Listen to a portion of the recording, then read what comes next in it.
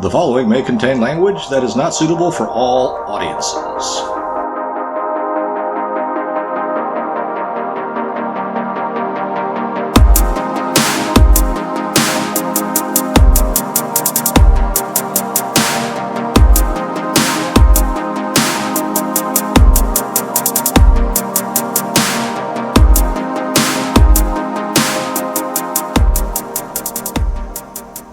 It's time for the Low Fat Podcast. Because we have no bells. We're in an alternative location today. Make it sound like we're in some kind of CIA safe house. We could be. I don't know. Yeah, we could be really well connected, but, if we were, would we be this budget? We could be insiders. Right, but if we were, would we be this budget? No. Well, you never know, right? Maybe they're, well, I guess we go straight into what I was thinking about talking about. Okay. It's very similar to the Emperor Has No Clothes phenomenon, where everybody's talking about reality and all this other bullshit. Oh, by the way, the most important election of our lifetime is coming up. I thought the most important election of our last time just passed. No, it's the next one. Well, anyway, no. But if you're over the age of 30, and you're not a leftist. Well, even if you are, you probably actually. I'm not really leftist. Well, no. Well, if you're over the age of 30, you've heard someone utter that phrase, or you might have even said it yourself. The denial of reality. You can't stop. You can't keep denying reality. You got to face facts. You got to what's the other shit? Personal responsibility. Oh, right, yeah. All this bullshit. Personal responsibility, like, i.e., I got here by pulling myself up by my own, bootstraps? No, that's more, I didn't get any help. I didn't need help from nobody. No, that's more personal agility, I guess. Personal responsibility is, taking responsibility for your actions. Funny thing is that everyone that's ever uttered that phrase, me included, don't want to take responsibility for your actions if they're negative. Right? Well, yeah, exactly. There's no... but yeah, that's kind of what I wanted to maybe touch on at first, because there's this whole idea that, especially when someone utters that, everyone pretty much thinks that they are living grounded in reality, and everything that you do is correct or whatever. But we live in a group, in a large social group now, but we live in a group, so the rules of reality can be bent quite severely. You mean living in the group? Yeah. I mean, I've said that's true. Yeah, we've talked about this before. How when you're living in a larger group, there's more cover, more of a cushion, cover, whatever you want to call it. I mean, say what you will about anybody, and just not to be offensive, would in any reality one think that Saddam Hussein, Vladimir Putin, Joe Biden, Nancy Pelosi, Trudeau, would any of those people be considered stark raving successes? Oh, if we were living if we weren't living in this reality, if we weren't living in a bent reality, I mean, by all accounts, Saddam Hussein was basically a thug. Yeah, he was ruthless, right? No, he was just a thug. You know what he used to do? He was an enforcer, right? Call a spade a spade. What he used to do for the Ba'ath Party was go out and beat up other people in other political parties, or people in the political party. I don't know. That doesn't really strike me as the makings of a great statesman. Stalin too. What was Lenin? Lenin was like some paid flunky by the German army to destabilize the Tsarist regime. I mean, just, I know we all like to think of how great we are, and It's funny that you're putting Putin. I wouldn't put Putin and Biden in the same camp, though. Putin seems so much. Well, I guess when Biden had all his faculties. Biden's no joke, dude. You don't stay in the Senate for what, longer than we've been alive, Yeah. or as long as we've been alive. Yeah. By being a dumb schmuck. Yeah. You know, this isn't to say that I think these people are idiots. I mean, you don't get to be the president of the United States being a moron. And when I said that, I was thinking about George W. Bush. Yeah, he's not a moron. Not necessarily Joe Biden, but, you know. Well, Biden now is like, he's not what he was. Well, I'm a little loath to talk about actual people in politics because so many other people are talking about it. And I don't really feel like doing it for free. Yeah, I guess the people that probably have like millions and millions of listeners who are talking politics, they're probably getting paid by somebody. Oh yeah, but then I think about that one movie with the Jim Caviezel version of the Bobby Jones bio movie, where he says if you get paid for it, then you can't say you love it. Which is, you know, when they asked Bobby Jones why he didn't turn pro. Well, he's not a pro, yeah. And he's like, well, if you get paid to do something, you can't say you love it. I need to watch that movie again. It's a very underrated movie. Well, I like Jim Caviezel. I like Claire Forlani, so win-win. There's a new Jim Caviezel movie coming out about child. Yeah, I heard about trafficking. that. I heard about that. It's getting. I think it's being released on July 4th, but I forget the name of it. Yeah. It's doing pretty well. I think it's getting a lot of heat. But Here's if you want to talk, if we're mentioning movies, here's something that I just am shocked at. How old is Harrison Ford? Like, he's in his 80s, right? Or is he in his late 70s? I do not know. He looks. I know that he's ancient. He looks like his 90s. He's so old that Callista Flockhart looks super old. Well, he was in his prime when Star Wars came out. He wasn't in his 40s when Star Wars came out. Probably 30s, maybe late 20s. Okay. And that was Star Wars came out in 1977. So it came into New Zealand around 1985. Is that what you're saying? Spitting all over myself. Yeah. So did I spit in your water? I don't know. Was it 77 it came out? I was 5 when I saw Star Wars. You saw Star Wars the year it came out? Yes, it came out in New Zealand the same year it came out in the United States. Are you sure? It might have been 78. It might have been 6. Okay. You think that it's unlikely that... I don't know. I'm just giving you shit. I don't know. Oh, God. I'd have to ask my dad. They had planes back then. I'm pretty sure if they wanted to, they could deliver a couple of prints of Star Wars to the one theater there was in New Zealand. Oh, there's probably 2, right? One for Auckland and one for Wellington. Shut up. Do you know what the fuck you're talking about? No, you're probably right. But until I met you, I didn't know I didn't know the names of the couple of cities that I know of that are in New Zealand.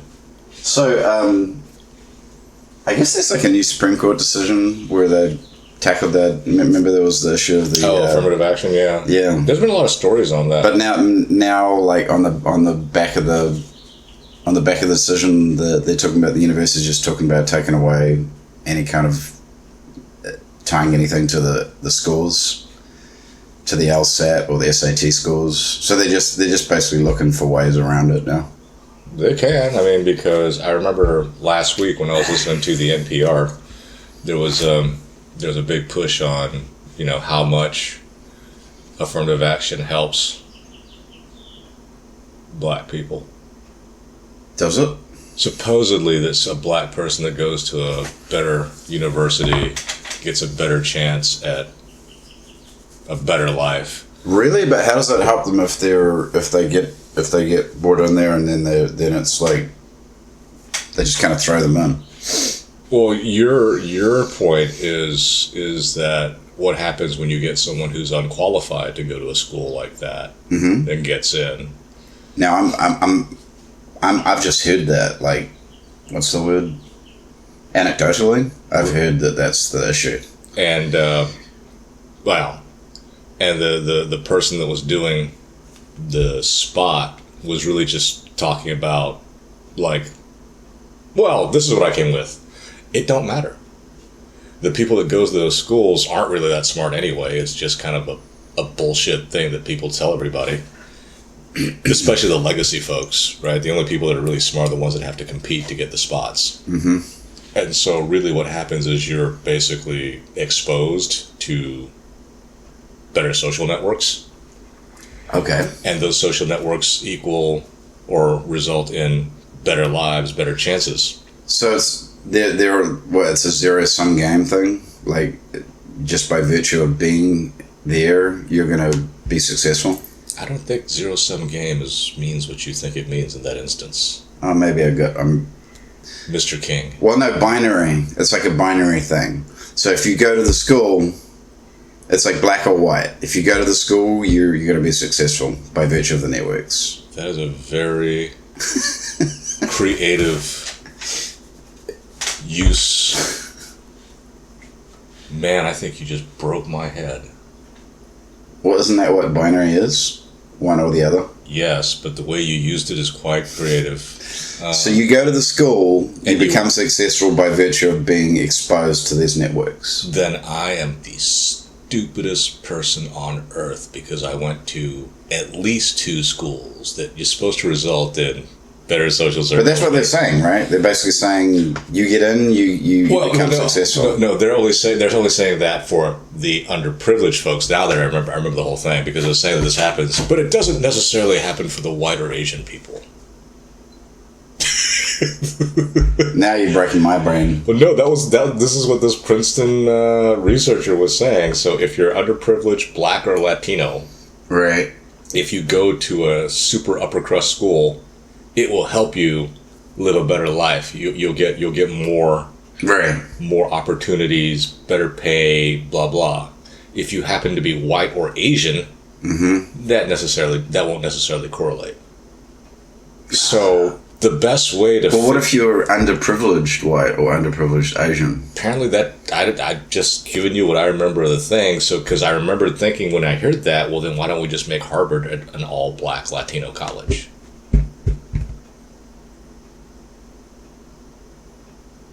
I mean, because this person's saying that if you go so you just make the Ivy League schools exclusively black and Latino and see what happens. That would never happen. Why not? These people want to help give a leg up. I almost started talking like Al Sharpton. Wait, was this who was the person that was doing the interview? Was it a white person? I don't know, dude. It was on the radio. I can't see what they look like. Did they sound white? Okay, now you're getting really like into the realm of what is it? So you're telling me you can't tell somebody's white if you listen to them speaking? Oddly enough, there was an experiment done, and if you showed a picture of someone, and you heard you hear a voice, your brain will kind of fill in stuff. So, like, if you hear someone talking a very rural Southern voice, and you show a picture of a black person, for me, somehow like more bass would start sneaking in. But if you showed a picture of a white person, they'd sound like Jimmy Carter. Well, there's always the bit on the comedy shows and stuff where there's like a black person and they're talking to a friend and then they get a call from an employer or whatever, and then they put on essentially the white voice. The white voice, yeah, and the friend is like, "Who are you? Who are you?" Yeah, no, I wasn't even thinking about that because the stuff that was coming over the airwaves on the NPR about this. I think that's just bizarre, dude. It's not bizarre. He wants to state a case and say this is why, and it's just But it doesn't stand up. Maybe it might. You know what I really dislike though when you just said that. I really dislike this whole idea that a judge cannot objectively rule on something. Because of their race? No, because of their political leaning. It's probably true because judgeships are incredibly political. Doesn't that depend on the political leaning? No, No, it really doesn't. But I really hate that the people in my profession have let themselves be co-opted. But why would I think that they'd be otherwise, right? It's like sitting there thinking that cops are supermen. Cops are people. So would you call any judge an insider? Yeah. In most states, yeah. Think about it. You have to be elected. Yeah. In pretty much every state. Well, I have some people in my family who I would consider to be insiders. If you're in Missouri, as I recall, when I was there practicing, you don't get elected, but you kind of do. Like all the lawyers, in the bar of your city nominate you to be on the judges panel. Well, it's like in New Zealand, right? You don't become Queen's Counsel. I guess it would be King's Counsel now, but you don't become Queen's Counsel unless it's like all your peers are like, this guy's the shit. This guy's the guy, or this gal's the gal. I don't think we have to sit there and we're just using. It's like a pronoun, right? So unless we go like Japanese or Korean and have like gender neutral pronouns, just because we refer to guys don't mean I don't think that we're. But I tend to say guy more. Yeah. Well. If you want, you can start using guy to refer to women. That just really screw people up. So when I say he or guy on the podcast, I mean she, them, it. He, she. Them. So, for instance, I was the judge. What are your personal pronouns, by the way? What do you mean, what are my personal pronouns? Well, I just sort of asked that question, right? Because everybody has it now on their signature thing. Personal pronouns. You mean they're... She. Do I have pronouns that I've trademarked? No, like you're supposed to state your personal pronoun, right? That you want to refer to as. I have pronouns that I own. No, you have to state what you are now. Wouldn't it like if you're either she or he or them? Oh, my preference for how to be referred to. Yeah, are you cis male? Are you gender neutral? Well, I think calling it a personal pronoun or what are your pronouns is rather misleading then. Why? Well, if I'm going to try to be a little bit more about being precise in language. Right. So my pronouns would kind of make it seem like they're mine. I own them and no one else does. Just like when you've got someone at the MEPS going, all right, get your hands off my table. The what? The MEPS. The fuck is the MEPS? It's a military entrance processing station. Oh. That's where dumbasses go to get physicals and get hauled off to their various branch of military service. And they tell you to get their hands off your table? On the table or, sit in my chair. Because it's the military's chair and table? If that is so, then the person speaking would be the military. Is that person now become Louis XIV? I don't know, man. I'm just saying. I don't need any answers to all this. But so if you're saying my pronouns are, then aren't you kind of really connoting that those are yours and no one else can use them? No. I think so. That's like saying be on the right side of history. That's the biggest bullshit phrase I've ever heard, next to or as bullshit as personal responsibility. Full circle.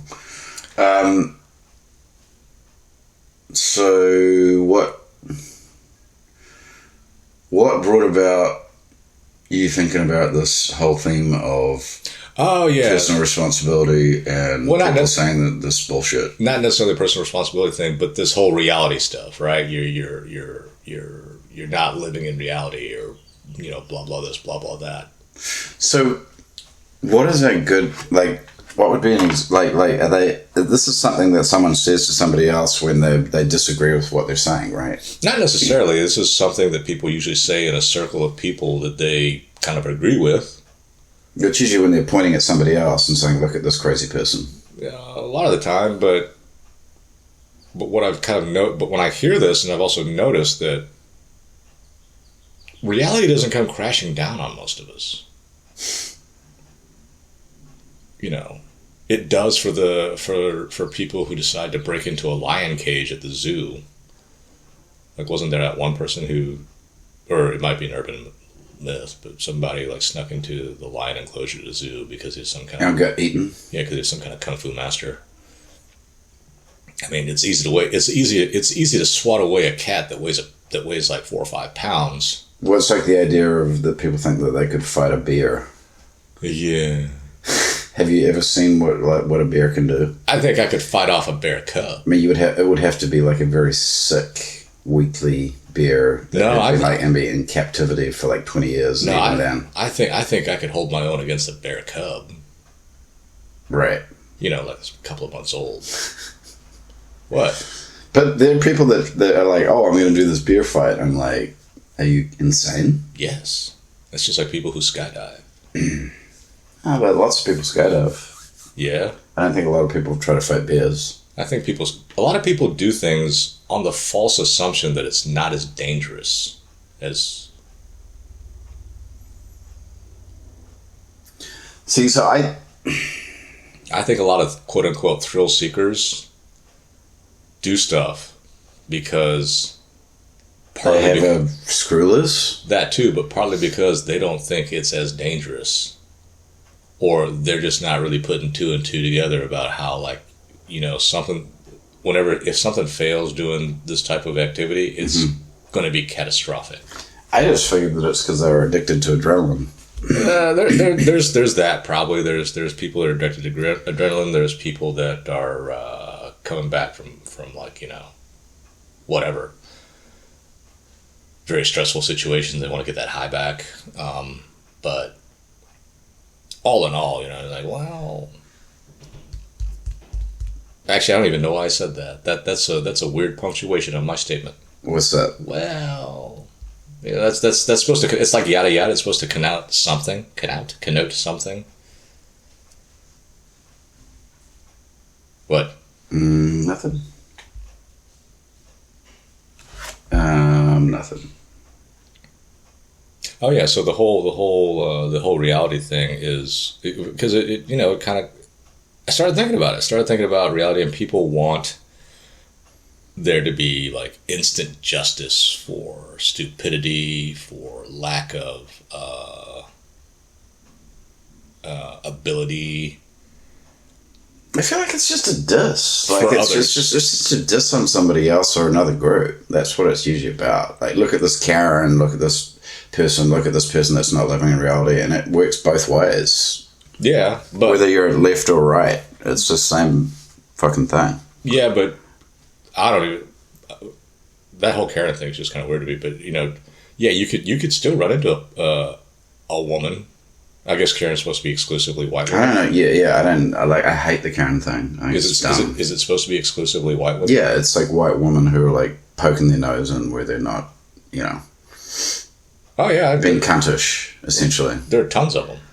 Yeah, but there's plenty of, like, why is it just only white women? Because right now, this is my personal view. Because right now there's an uptick in kind of letting stuff slide. I feel sorry for anybody called Karen at this point. I don't know. Some of the hottest women I've ever met were named Karen. So there's not going to be anybody called Karen anymore. Well, yeah, of course, you know. This was years ago, but yeah, a lot of the girls that I used to know that were named Karen were all pretty cute. I don't know that you're going to be calling your kid Karen anymore. I think it'd be a miracle if I had a kid at this point. So that you're kind of counting. You're kind of going ahead. Yeah. What was I saying? Oh yeah. So no, this whole idea that there's instantaneous justice everywhere, or the seeming desire for instantaneous justice, it's only focused outward, and again, it's only focused outward anyway. That's kind of funny to me. Haha, and funny queer. Well, that's going to date me. What? That saying that. Funny haha or funny queer. That was a vernacular that was pretty popular when I was in junior high school. But it wasn't even where I was from. I went to like a summer camp in Ohio. Or no, I was in high school at that point. Funny queer just means what?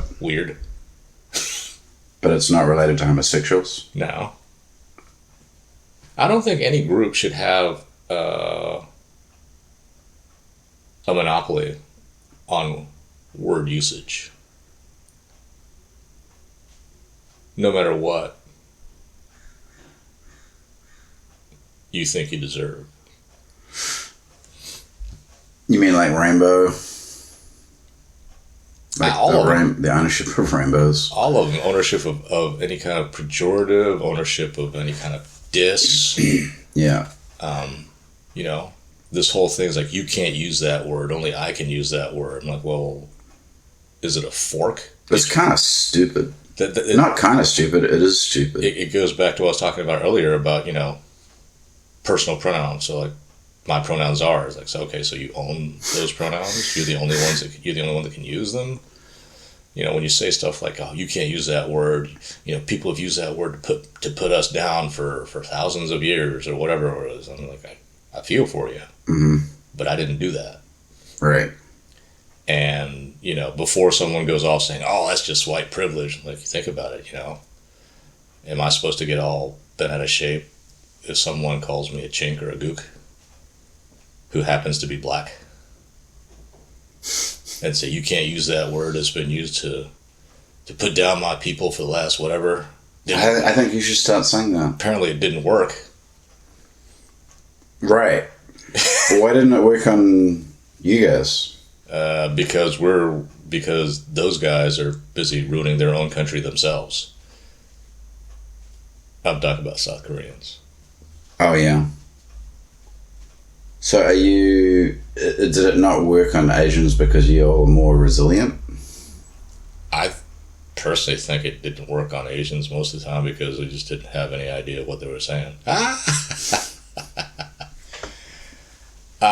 have no idea. But this is where it all fucking falls down. Like, it's all, I don't know. It just makes me mad. Because it's so stupid. Why does it make you mad? Because it's all these, like, philosophies that have infected the younger folks. And well, they deserve it. It just doesn't, none of it adds up. Do they deserve it? You mean deserve what? They deserve the result. To be infected by stupidity. No. Or stupid philosophies. Do they deserve it? No, they don't deserve it. You're right. The parents deserve it. Right. So... Parents, grandparents, whatever. If you happen to be a young kid listening to this, which would totally shock me. Yeah, I don't know. Yeah, the parents deserve it. And you're not paying the bill, your kids are. I guess that's one of the realities in life that's really hard to stomach, especially if you're one of the people having to pay the bill. Very rarely does the person who fucked shit up or dealt it have to deal with it. Well, that comes back to your thing that you started out with. It's like it's like a broader theme that. Well, it's different. Yeah. Society kind of, it gives you a cushion. Well, it doesn't. There isn't like it, and very rarely is there a direct, like, reaction or response to your. Only because the other members in society don't enforce. The way society goes, it's pretty easy for a bad actor to gain a mass. I hate to say money and power because it's the same thing. Money is power. Mm-hmm.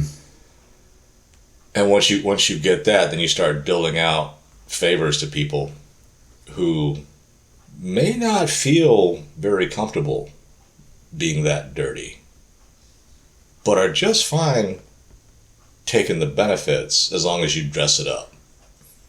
So I guess that would be one way to kind of think of soldiers, lawmakers, lawyers, not necessarily lawmakers. Why soldiers? Because a person who goes around administering violence and killing people is a psychopath. A person who goes around administering violence and killing people under the authority of the state is a patriot and a soldier. So you don't want to be considered a psychopath. That's why I'm saying, someone willing to get that dirty philosophically.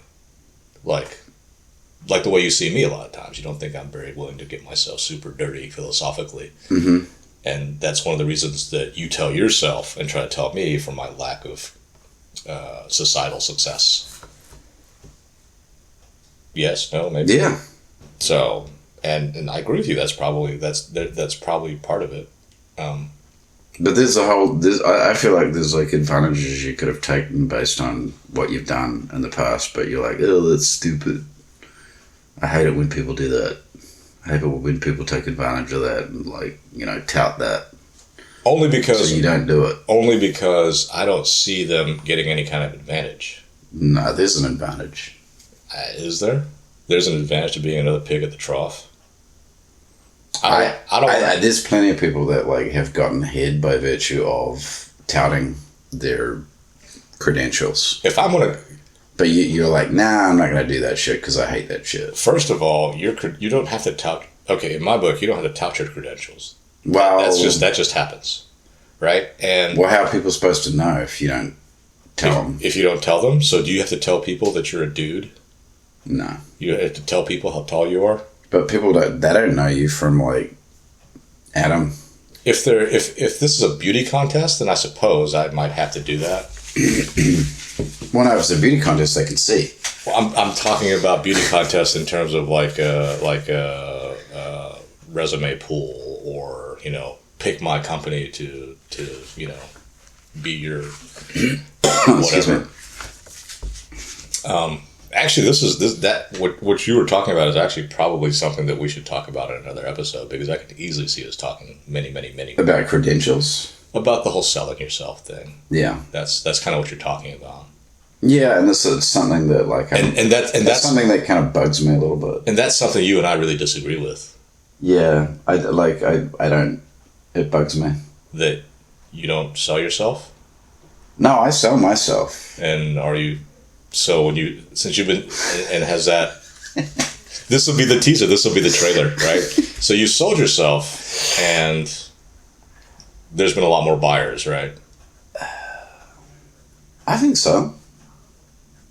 Yeah. Okay. I guess that's the teaser. It's not a very good teaser.